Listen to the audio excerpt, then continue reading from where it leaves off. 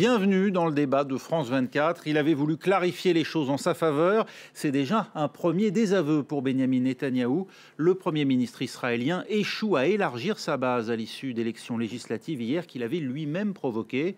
Son parti, le Likoud, est rattrapé par la toute jeune coalition d'opposition bleu et blanc emmenée par Benny Gantz. Cet ancien chef d'état-major pourrait bien mettre un terme au plus long règne à la tête du gouvernement d'Israël. L'issue dépend en grande partie d'un homme, Avigdor Lieberman, ancien proche devenu adversaire de Netanyahou. Sur le nouvel échiquier politique israélien, un homme va jouer le rôle de métronome. Avigdor Lieberman, dont le parti Israël Beiteinu est arrivé 4e du scrutin. Avec une dizaine de sièges, lui seul peut départager Benyamin Netanyahou et Benny Gantz au coude à coude dans les sondages à la sortie des urnes. Mais pour l'heure, il choisit de ne pas choisir. Il n'y a qu'une option pour nous, et c'est la formation d'un large gouvernement d'union nationale composé de libéraux, avec Israël Beiteinu, le Likoud et le parti blanc-bleu. L'ancien ministre de la Défense invite ainsi le président israélien Reuven Rivlin à le convier rapidement avec Benny Gantz et Benyamin Netanyahou pour trouver un compromis sans les juifs ultra-orthodoxes.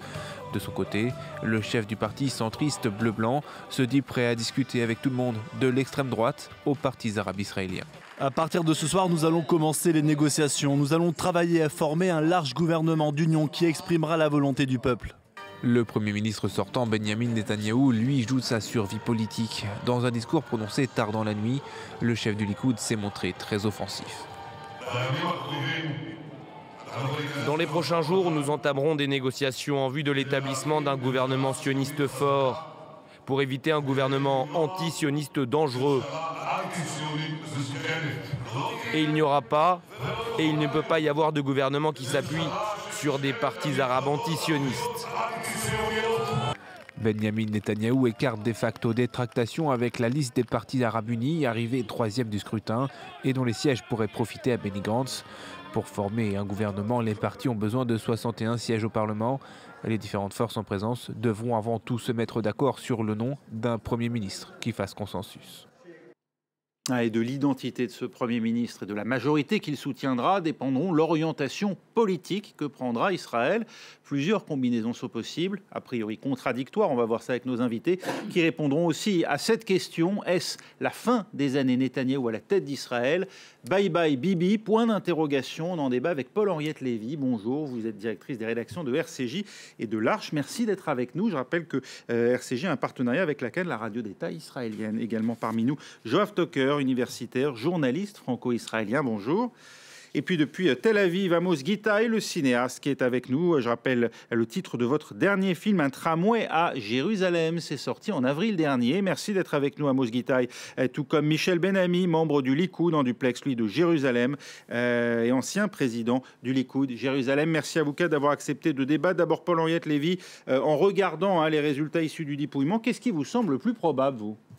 Alors vous savez, au Proche-Orient, c'est toujours très très compliqué de faire des prospectives parce qu'on se trompe toujours. Et dès qu'un analyste commence à dire « eh bien c'est lui ou c'est lui », vous pouvez être sûr qu'une fois sur deux, il se trompe. Donc moi, je ne me hasarderai pas à parier la fin de Netanyahou ou l'arrivée de Benny Gantz. Ce qui est très intéressant quand on regarde ces élections, c'est que les partis arabes forment aujourd'hui la troisième voie israélienne, le troisième parti israélien, et qu'ils rentrent dans un gouvernement, éventuellement avec Benny Gantz, ou qu'ils se retrouvent dans l'opposition, ils sont désormais une force qui compte. Et ça, je crois que c'est quelque chose qui est important, qui est même unique aujourd'hui dans l'histoire d'Israël. Le deuxième point, avant de laisser évidemment la parole à nos confrères, le deuxième point qui me semble important, c'est Avigdor Lieberman qui a pris une nouvelle stature.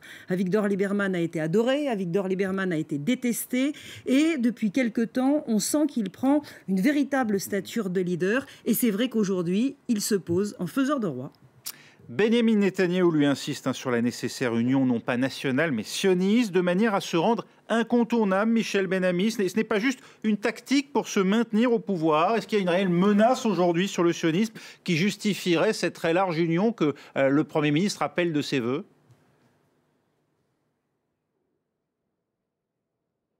Bien sûr, juste à vous entendre, il s'agit d'un gouvernement ou sioniste ou anti-sioniste, donc la menace est claire. Mais je vais vous dire plus que ça. Pour nous, aujourd'hui, après 90% des comptes des urnes, on sait que Benyamin Netanyahou est le prochain Premier ministre en Israël. Il n'y a aucun doute. Les calculs sont clairs. Et avec 55 voix à gauche, il n'y a aucun moyen d'avoir un gouvernement, alors qu'à droite, on a beaucoup de possibilités. Vous voyez, vous, 61 mandats aujourd'hui pour Benyamin Netanyahou dans la Knesset? Ne fera pas partie. Oui, je vois même plus. On a des calculs, on est en pleine négociation. Il y a beaucoup de partis qui discutent avec le Likoud. On a déjà 55 d'avance. Aucun problème d'avoir 61 et sans Lieberman. Sans Lieberman et sans bleu et blanc?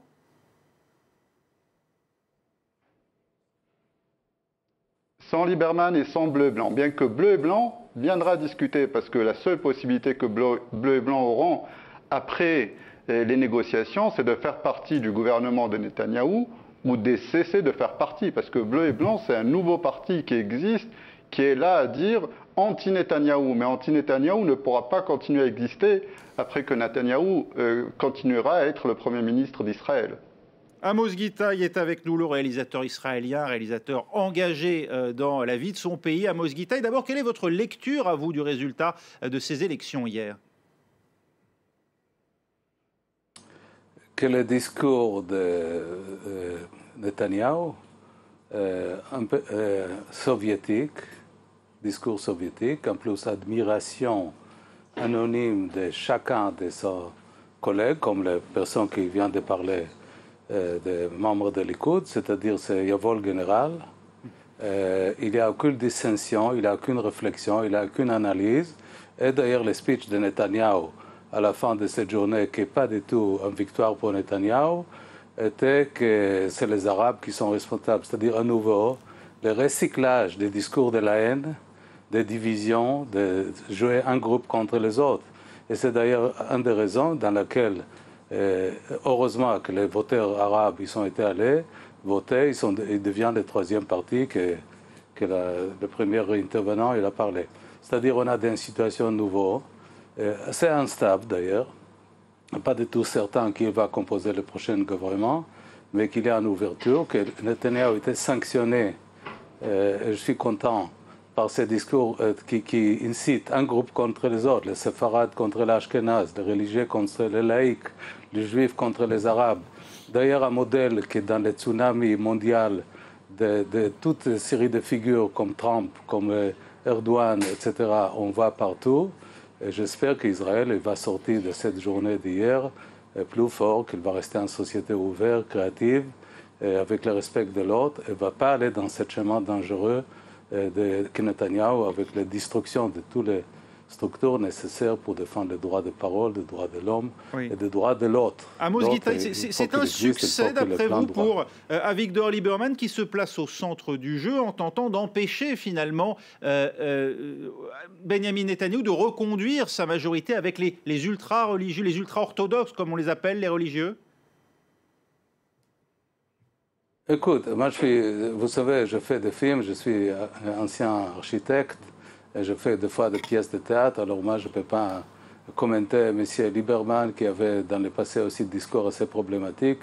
Maintenant, il discover the light, il a compris qu'il ne faut pas aller dans le chemin de coalition, découvert les lumières, des chemins dans lesquels il ne faut pas céder tous les droits civil au parti religieux tranquillement pour sauver M. Netanyahou.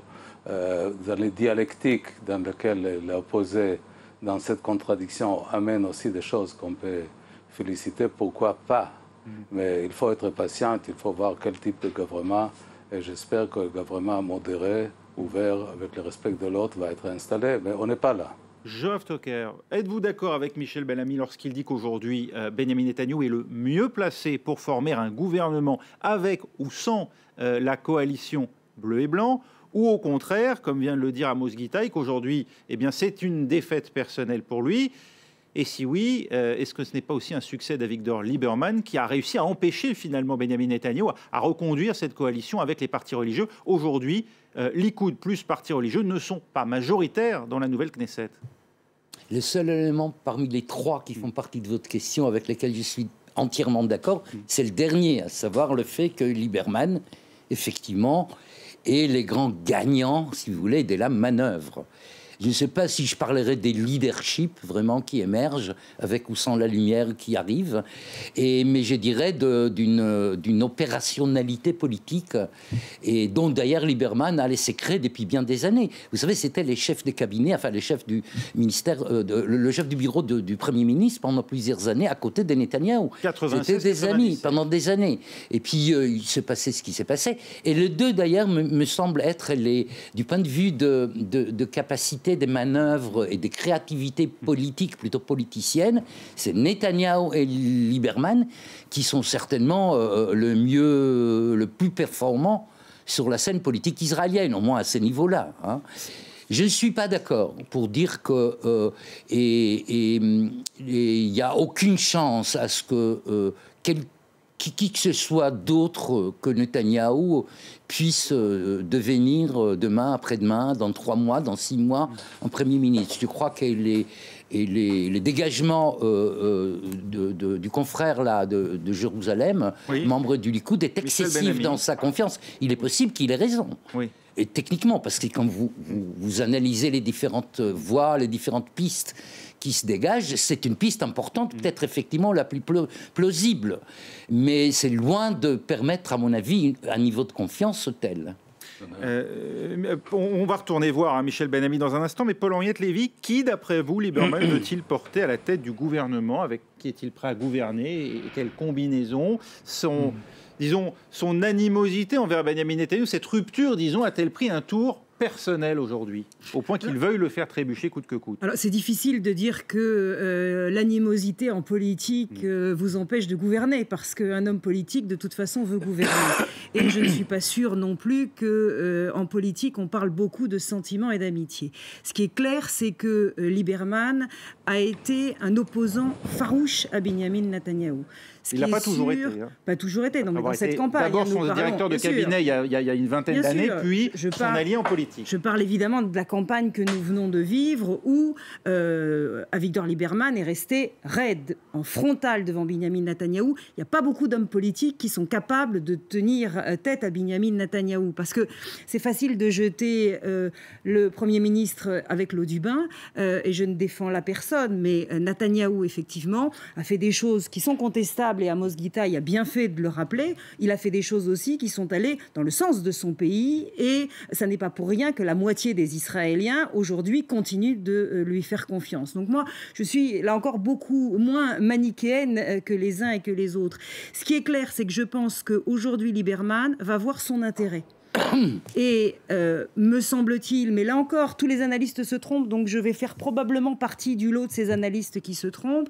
À mon avis, il jouera plus favorablement la carte de Benny Gantz, parce que s'il joue cette carte-là, c'est lui qui aura le pouvoir, puisque c'est lui l'homme politique. Alors que s'il joue la carte Netanyahou, ça risque d'être un tout petit peu plus compliqué, parce que l'homme politique, du coup, c'est Benyamin Netanyahou. Au point de chercher à vouloir être le nouveau Premier ministre d'Israël? Peut-être pas au point de chercher d'être le nouveau Premier ministre d'Israël, mais quand vous avez un Premier ministre qui est novice en la matière, et on peut dire que Benny Gantz n'est pas encore un homme politique, c'est un jeune homme politique, eh bien vous avez plus de latitude à conduire la politique qui vous agrée. Alors que si... demain, le Salvini d'Israël. Alors n'exagérons rien non plus, ne prenons pas des exemples qui seraient trop extrêmes, et je ne pense pas qu'on puisse comparer Salvini et Avigdor Lieberman, mais il est clair que sa marge de manœuvre pourrait, je dis bien pourrait, être plus importante. Michel Ben-Ami, est-ce que ce n'est pas le risque, en effet, que les positions personnelles entre Benyamin Netanyahou et Avigdor Lieberman soient devenues tellement incompatibles qu'aujourd'hui, Avigdor Lieberman cherche à faire gagner son adversaire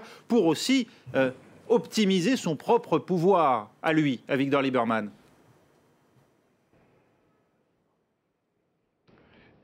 Il faut comprendre en fait comment ça marche la politique en Israël, parce que j'ai entendu Amos Gitaï qui vit dans un film que je ne connais pas, j'entends sur le plateau une politique que je ne connais pas. Il s'agit de Lieberman, l'extrême droite, le colon de la Judée-Samarie, que vous me dites qui va être dans le même gouvernement que les Arabes d'Israël, qui ne leur dit pas bonjour à la Knesset. Pardonnez-moi, mais l'extrême droite, le colon de Judée-Samarie, avec qui vous avez vous-même gouverné pendant des années.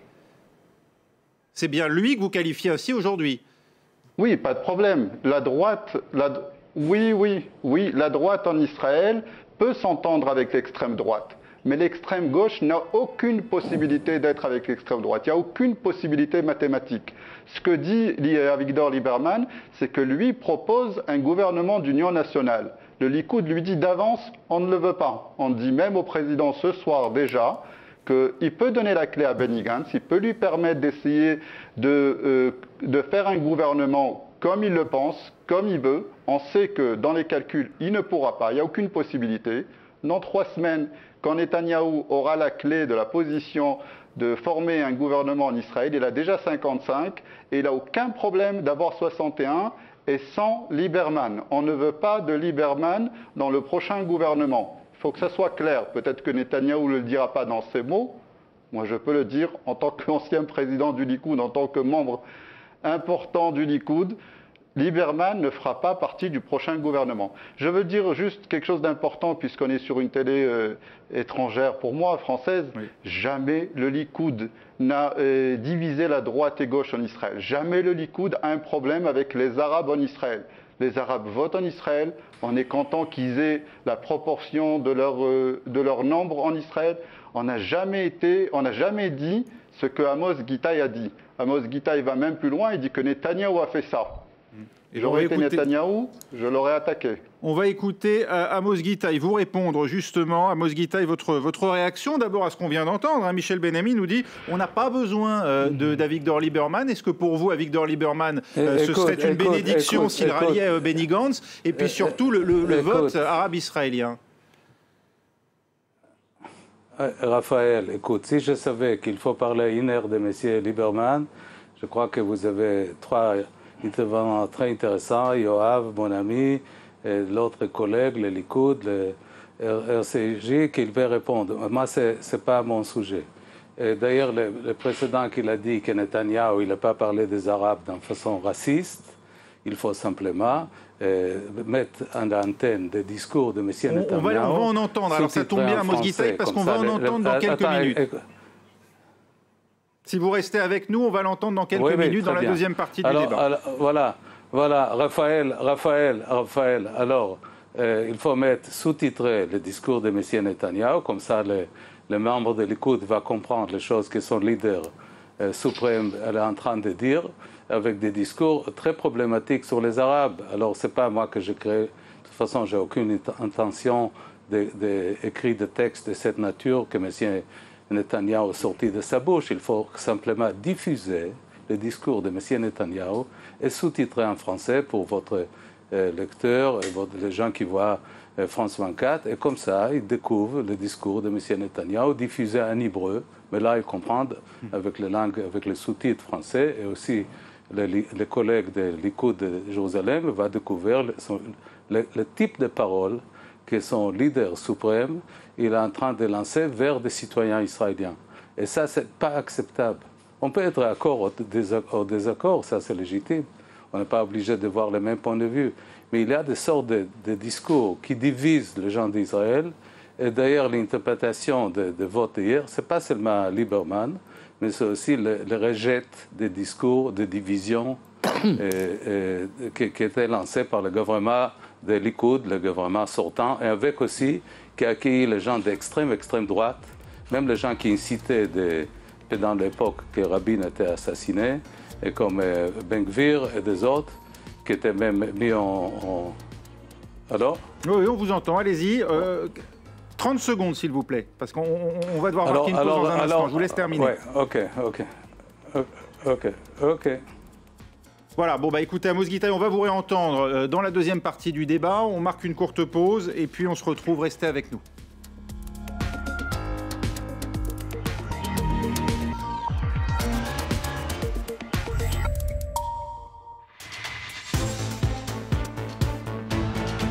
retour au débat de France 24. Les Israéliens ont donc voté hier et ils n'ont pas réellement modifié les choses par rapport à la précédente Knesset que Benyamin Netanyahou a voulu dissoudre faute de majorité, à ceci près qu'aujourd'hui, eh bien, le Likoud du Premier ministre israélien compte exactement le même nombre de mandats que son adversaire, la coalition bleu et blanc. Autant dire qu'il va être difficile des deux côtés de former une majorité. On en débat avec toujours à mes côtés Paul-Henriette Lévy, directrice des rédactions de RCJ et de l'Arche, avec Yoav Toker, universitaire, journaliste franco-israélien, avec en duplex de Jérusalem Michel Ben-Ami, membre du Likoud et ancien président du Likoud Jérusalem, et puis avec nous depuis Tel Aviv, Amos Gitaï, le cinéaste israélien. Amos Gitaï, je vais vous laisser poursuivre votre propos puisque on a dû marquer une coupure. Vous étiez effectivement en train d'évoquer les propos tenus durant cette campagne par Benyamin Netanyahou à destination des Arabes israéliens.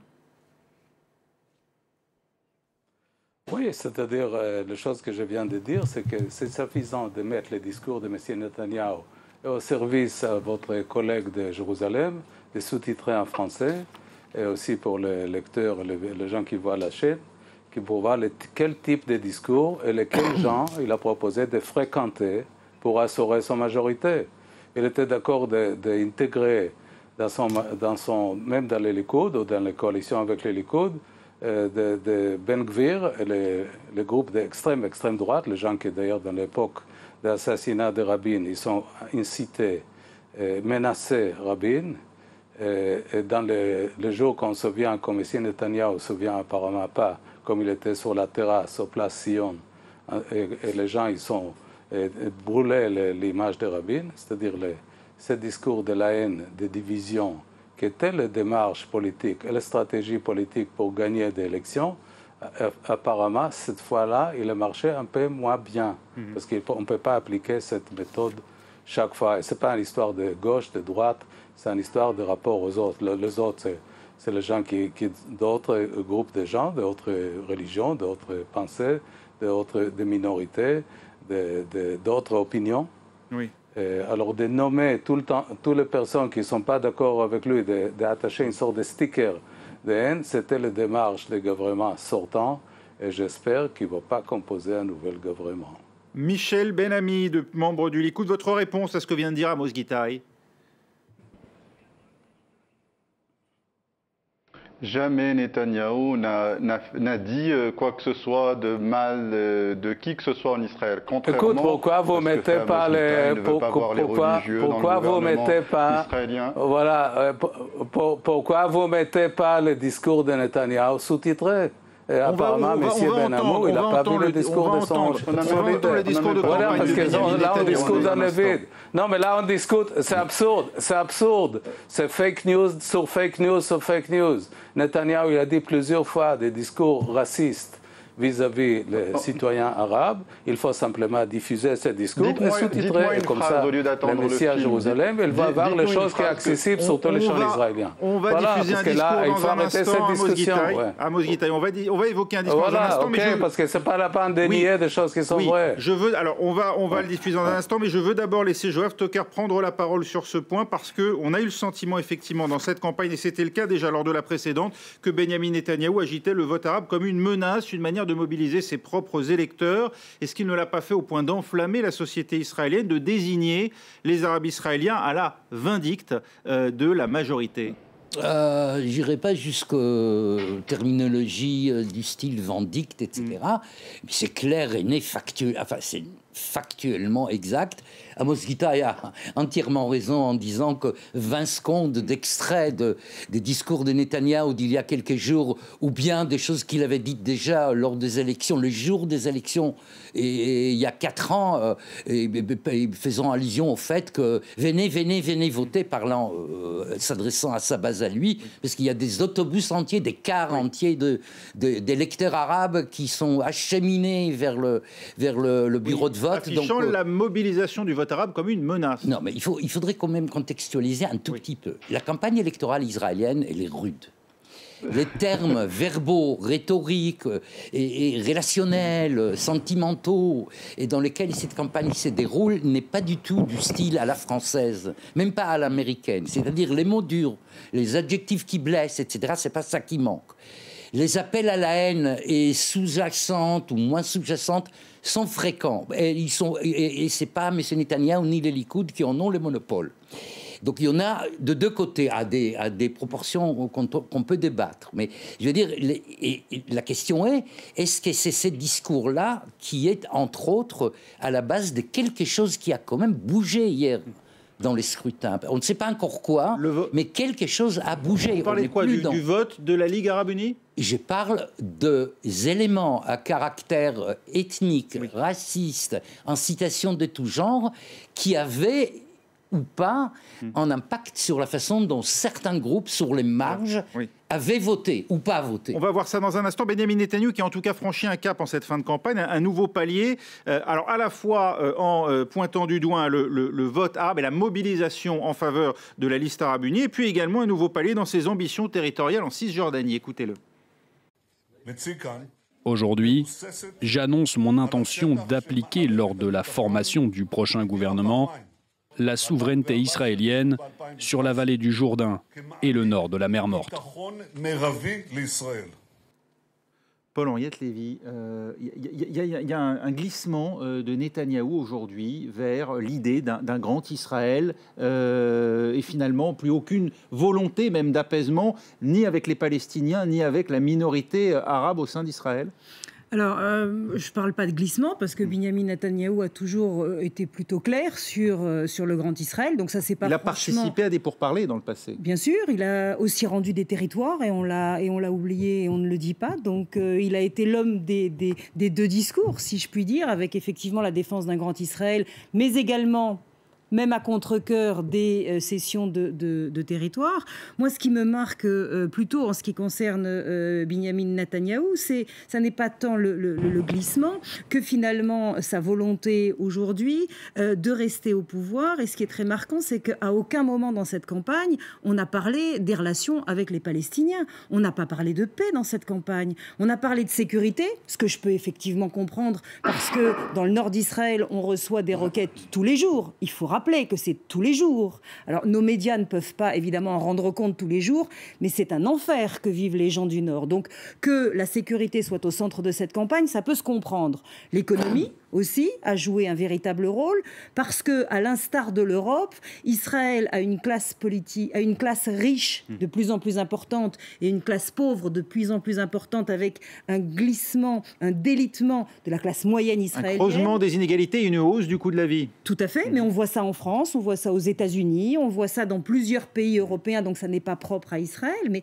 ce qui est extrêmement marquant, c'est que les pourparlers de paix, à aucun moment n'ont été évoqués. On n'en a pas parlé. Or, c'est quand même insensé de penser que l'objectif de tous les premiers ministres israéliens ont été de faire la paix, ont été de s'adresser à l'autre, ont été d'essayer. Or là, ni Benny Gantz, ni Benyamin Netanyahou ne sont intéressés à cette question. Pour moi, c'est déjà un signal d'alarme. Et le point à retenir, c'est ce que je disais tout à l'heure, excusez-moi de le répéter, c'est qu'aujourd'hui, les Arabes israéliens seront soit dans un gouvernement, soit dans l'opposition, mais une véritable opposition. Et ça, c'est un changement historique en Israël. Donc effectivement, comme le disait Yoav à l'instant, quelque chose a bougé avec ces élections. On va écouter justement Eman Oder qui s'est exprimé hier donc à l'issue de ces résultats. Écoutez donc le leader de la liste arabe unie qui a fait une percée avec 12 mandats. Elle détient elle aussi la clé d'une future majorité, même si vous allez l'entendre, son leader semble se résoudre d'ores et déjà à incarner l'opposition. Je pense que le Likoud et le parti de Gantz vont chercher à former un gouvernement d'union nationale, ce qui ferait de nous la plus grande force d'opposition. Cela nous donnerait une position d'influence, mais bon, ce n'est pas le plus important maintenant. Le plus important, c'est que nous avons mis fin tout seul à l'ère Netanyahou. Michel Benami, ce parti, vous en avez fait un épouvantail durant la campagne. Vous comptez continuer de le faire à nouveau pour vous maintenir au pouvoir. Vous, c'est bien sûr le Likoud.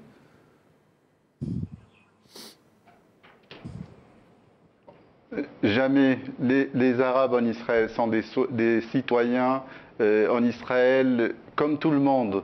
nos propos par rapport au parti arabe en Israël, c'est l'antisionisme, c'est le refus d'avoir le drapeau d'Israël, c'est de ne pas reconnaître Israël comme un État juif et israélien, c'est tout en fait ce que eux ont comme problème. Nous, on n'a pas de problème par rapport aux citoyens arabes. Je peux vous dire que le dernier vote à la Knesset avant d'aller à ces élections, c'était le Likoud et Ayman Ouda ensemble qui ont voté comme une coalition pour l'inspecteur de l'État. Donc, il n'y a aucun problème. Vous êtes en train de dire racisme et des propos, etc.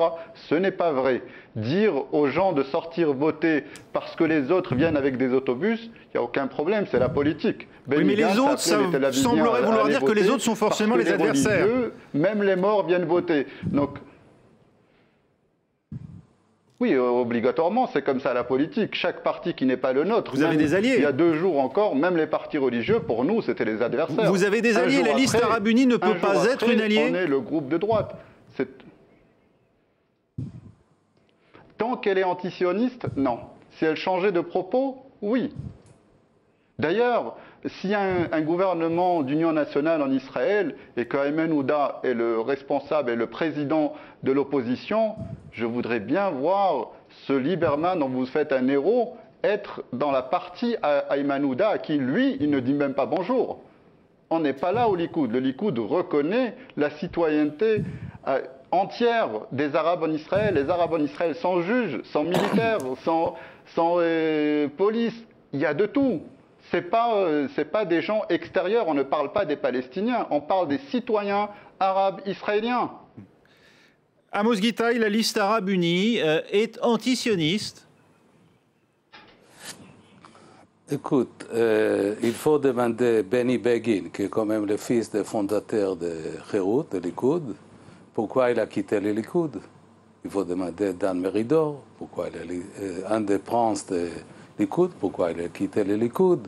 Il y a une liste très longue de gens qui sont plutôt les gens qui respectent la loi, qui respectent aussi les autres, qui annonçaient publiquement, d'ailleurs c'est un des appels qui avait un certain impact sur l'élection, qui dit que cette Likoud-là, qui prend un virage raciste, ils ne font pas leur parti. Alors je trouve que les collègues à Jérusalem, qui ignorent tout cela, ils commencent à répéter des messages recyclés, etc.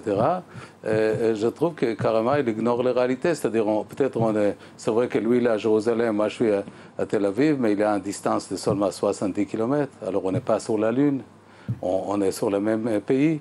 Il n'est pas au courant de certains discours racistes, il n'est pas au courant que certains, même des Likoud même, quittaient les Likoud pour protester le virage des Likoud. Ça sera plus simple.